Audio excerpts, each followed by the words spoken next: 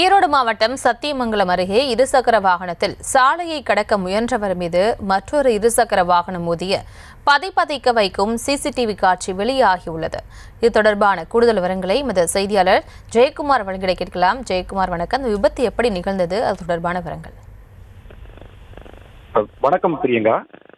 சத்தியமங்கலம் அடுத்த புஞ்சை புளியம்பட்டி அருகே கோவையில் இருந்து இருசக்கர வாகனத்தில் வந்த இளைஞர் ஒருவர் சாலையை கடக்க முற்பட்ட முதியவர் மீது மோதி விபத்துக்குள்ளாகும் சிசிடிவி காட்சி தற்போது வெளியாகியுள்ளது. அதாவது ஈரோடு மாவட்டம் சத்தியமங்கலம் அடுத்த புஞ்சை புளியம்பட்டி நல்லூர் பகுதியை சேர்ந்தவர் 75 வயதான பாலசுப்ரமணியம். இவர் நேற்று நல்லூரில் உள்ள அவரது வீட்டுக்கு திரும்பிக் கொண்டிருந்த போது அப்போது கோவையில் இருந்து கேடிஎம் பைக்கில் திருச்சியை சேர்ந்த 77 வயதான கிருஷ்ணசாமி என்ற இளைஞர் சத்தியமங்கலம் நோக்கி அதிவேகமாக வந்து கொண்டிருந்த போது திடீரென சாலையை கடக்க முற்பட்ட முதியவர் பாலசுப்ரமணியத்தின் இருசக்கர வாகனத்தின் மீது மோதியதில் இருவரும் சாலையில் தூக்கி வீசப்பட்டனர். இதில் பலத்த காயமடைந்த பாலசுப்ரமணியம் மேல் சிகிச்சைக்காக கோவை அரசு மருத்துவமனையில் அனுமதிக்கப்பட்டு சிகிச்சை பெற்று வந்த நிலையில் சிகிச்சை பலனின்றி அவர் உயிரிழந்துள்ளார்.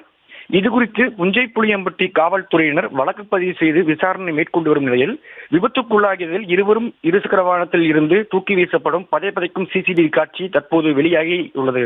பிரியங்கா, விவரங்களுக்கு நன்றி ஜெயக்குமார்.